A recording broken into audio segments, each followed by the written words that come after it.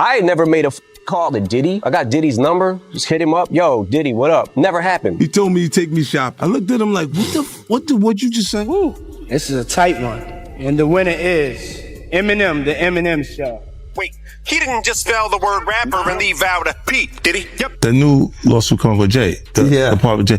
I go, oh, shoot. Like, To us, that had to be there. We getting tighter, you know what I'm saying? And united we stand, and ain't nothing else. Black excellence, they're sitting there like, yeah.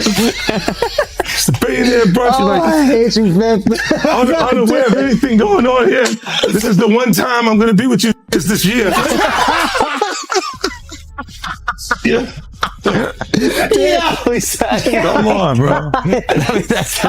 You guys don't need to worry about me getting revenge from Diddy. I've got 3 moves that make sure he'll never be able to come after me or my family. First, I personally reached out to the victims' legal teams. The real reason he's not getting out is those buried cases behind the scenes. I provided legal funding for 7 victims who had been silent for years and brought in the top criminal attorneys in the country. Second, I bought up every potential post-release business deal he had lined up. I planned this 2 years in advance, so by the time he got sentenced and still had hope of getting out, every partner had already cut ties with him. Third, I don't just have evidence, I've got backups. This is an entire minefield that's been buried for 20 years. I uncovered every secret from the last 30 years. With testimonies from the victims, we interviewed over a dozen people he tricked, threatened, or violated. You think that's harsh? No, he destroyed other people's lives for decades. I'm just making sure he spends a few extra years in prison for it. I'm not afraid of his people, not afraid of his threats. I know he's still in there fantasizing about a comeback,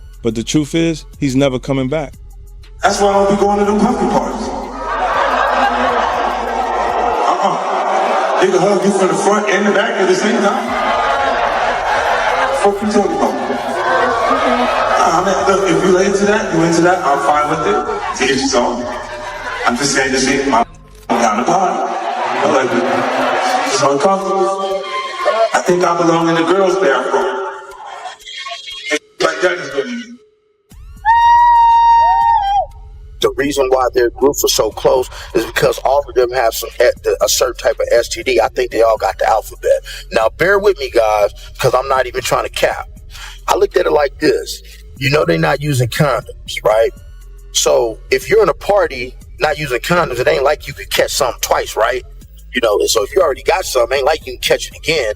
So I believe, one of my theories is that these people at these Diddy parties were so close because they all had For decades, hip-hop has thrived on big personalities, ruthless competition, and stories that refuse to stay buried. Few rivalries embody that energy more than the long-running tension between 2 New York powerhouses, 50 Cent and Sean Diddy Combs.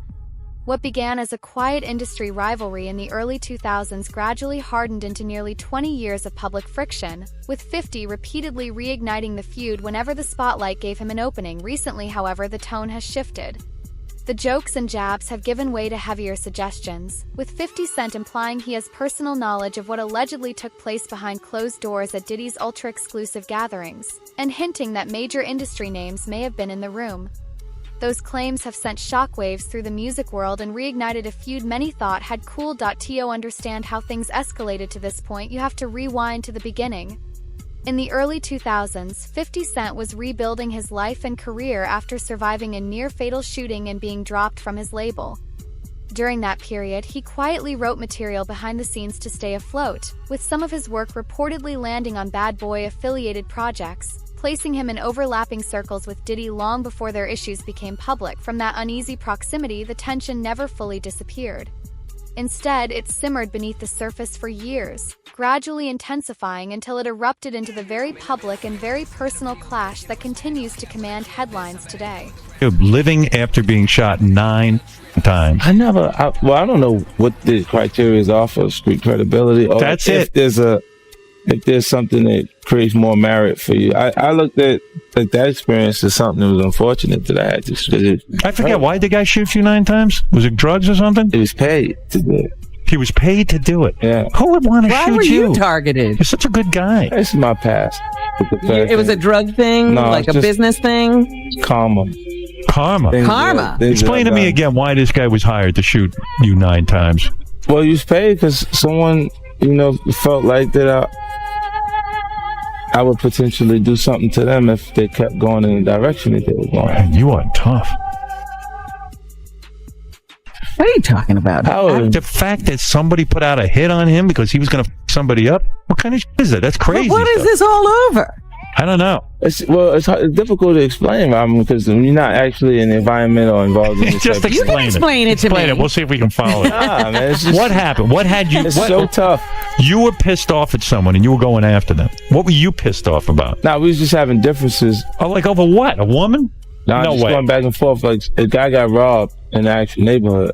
And he accused you of robbing. Nah, he just seen me communicating with someone who actually robbed him. And he misinterpreted the conversation because he seen me laughing and us talking, but he didn't know I grew up with the guy. You're talking to a guy who you don't even know up this other guy. Yeah. And now all of a sudden they think you're in cahoots with this guy.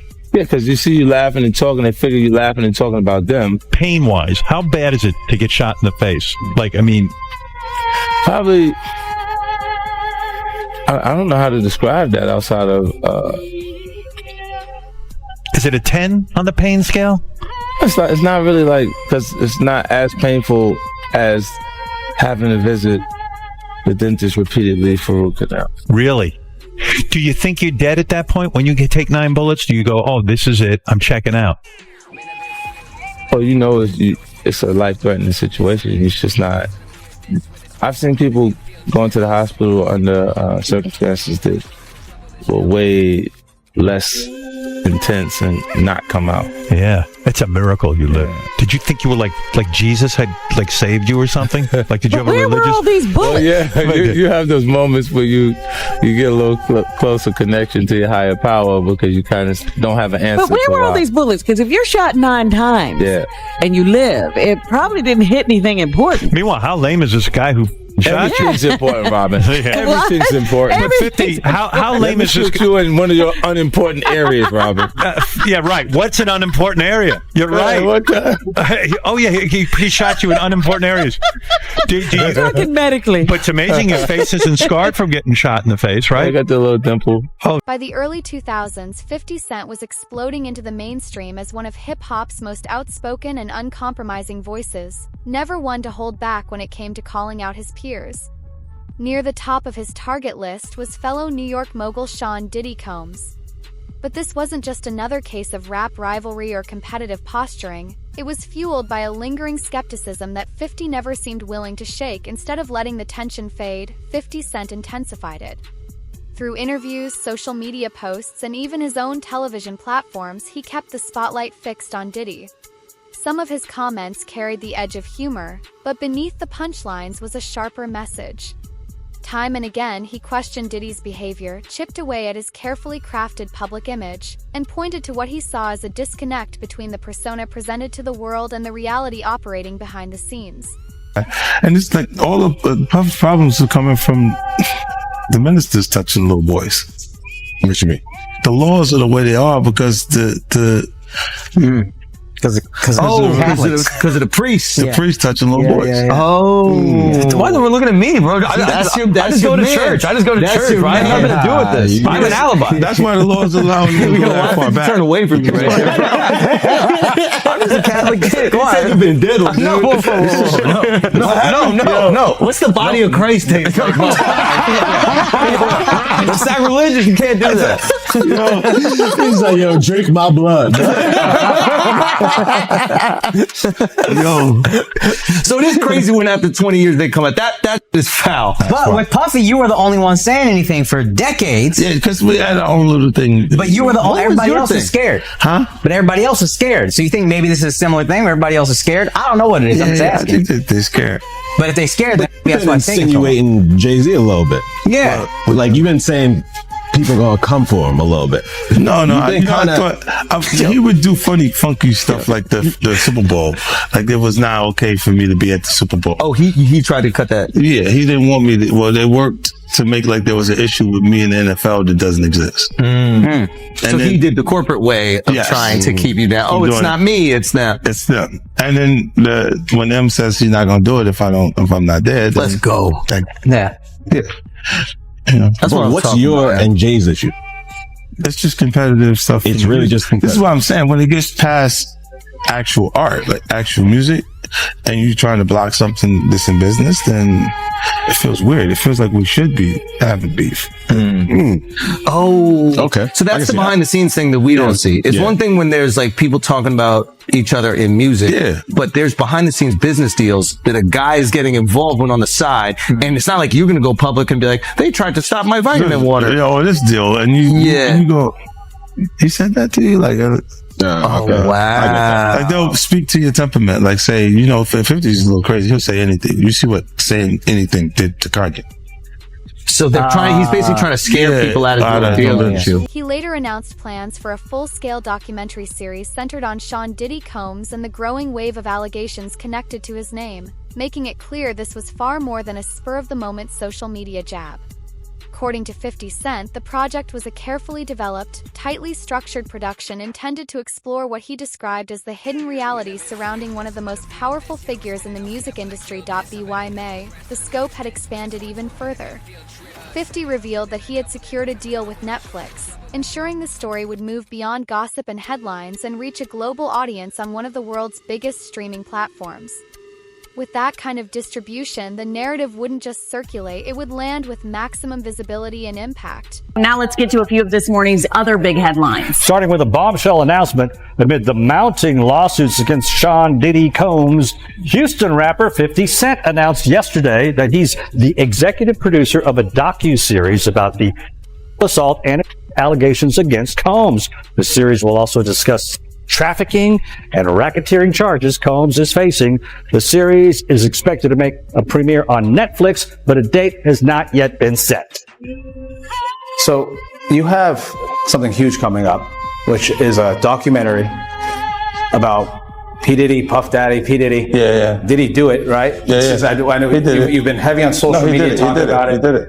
And I'm the only one who's been vocal about this long before it actually. Oh, you've been saying this for a long time now. And then no one was, they're just, why is he saying this? And now it's coming out like crazy. But I also didn't participate. I also didn't go to those parties. Yeah. So a lot of the celebrity culture that you don't hear saying anything is because they participated. So was there a reason you never went to those parties back in the day? Obviously, I know what's going on there, but is there a reason you never did? I'm just not with all that all of the stuff that he's doing. I'm not into that type of stuff. I'm just a little more, maybe you could say basic or normal. You go to the 90s, and PPD said they paid him to kill Tupac. Yeah. So look, you get the craziest accusations. You had TMZ created a docuseries. They went to Tubi, but the series is saying the downfall of Diddy. You're one of the first persons in entertainment to really call out people and kind of have that authority in that to be able to call people out. I mean, which is it's pretty amazing. You're kind of in some ways draining the swamp of Hollywood. I don't have a support system. I don't have a support system of peer group of artists that I require to do what I'm doing. I've had to be on my own from the beginning. So I don't necessarily have a responsibility to behave a certain way according to them.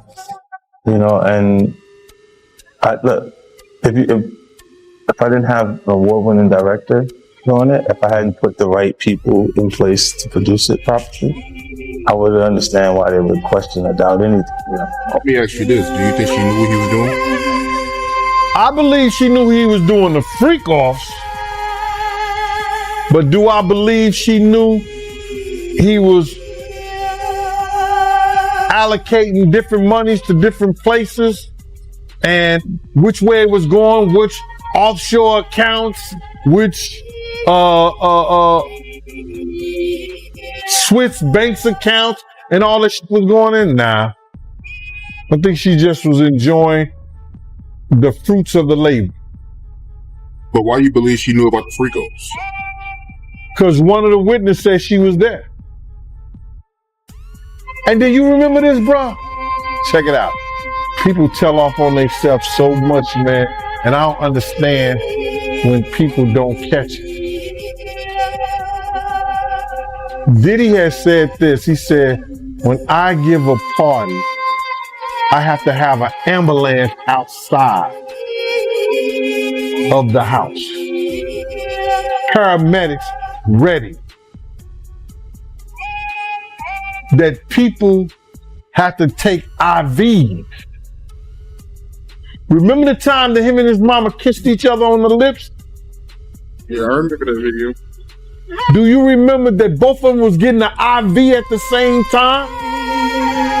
Yeah, I did notice that, bro. That's from the Diddy Freak Off party. And I'm gonna say allegedly. So let me ask you this. You knowing her in that thing, you knowing her personally, is she the kind of person that, will be a part of a freak off thing? I think that she liked to party, and she party with young people. She's always been like that. But to get back to this lawsuit, right? Lil Rod, he also alleges that, Diddy, he would grope his genitals and he would grope his anus. My man, I didn't understand that one right now because his anus is your asshole. His genitals is his nut. So I guess he had to be naked when Puff was doing that. Where was he at? What was he doing? Because he said that they never had. So if you read it in the thing, they never had. He made claims that they never had. But how would he grope your anus? Your asshole? How would he play with your genitals? Yeah, it don't make sense. I mean, it don't make sense. How you wake up butt the F naked with two other men in the bed with Diddy and nothing happened? I think he was just trying to save face, man. But do you think there's a possibility that he meant that, Diddy will grope his, butt, instead of anus? I mean, because I'm trying to figure out how does that work? Somebody groping your anus. You're going to say your butt. The lawyer would say, what do you mean? He would say, my butt cheeks. There's a such thing called butt cheeks. Your two cheeks. He said anus. The anus is the asshole. How did he get that far? Lil Rod, you gotta say no to Diddy something. No, that shit ain't funny, man. But you gotta say no. So from you reading the lawsuit, right, you feel like he had relations with Diddy? When me being a former investigator, I think Lil Rod was trying to save face on certain things, that he had somewhat of a relationship or he was doing some things with Diddy that he didn't want to really come out in that fashion. Because there's no way that he gonna wake up and his anus is hurting and his genitals is all over the place and he's in the bed after being drunk or drugged and saying nothing happened.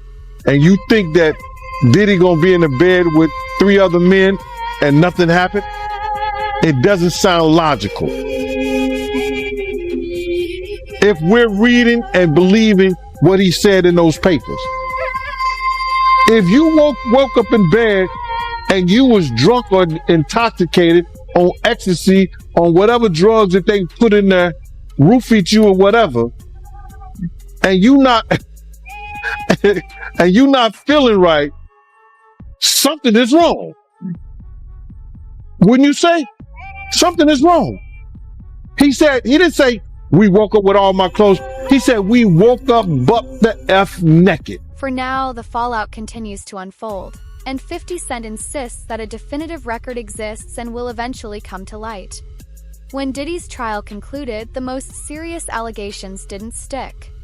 But the court did hand down a conviction on lesser charges related to unlawful transportation, a decision that ignited public scrutiny and, for many, confirmed long-held suspicions for 50 Cent this wasn't a punchline. It was a turning point. He seized on the outcome to argue that the carefully curated image surrounding the mogul had long masked a very different reality, and that the verdict offered a rare glimpse behind the curtain. According to him, he hasn't been making empty provocations. He's been signaling to something real, turning years of public jabs into what he frames as evidence rather than performance. Violation I have experienced during the assault has had lasting effects on my body, causing ongoing health problems and complications. The combination of physical and emotional pain has created a cycle of suffering from which it is so hard to break free. I want to continue on this journey towards recovery and healing. I'm glad that he is locked up, but that a temporary feeling of relief. The aftermath only amplified 50 Cent's momentum.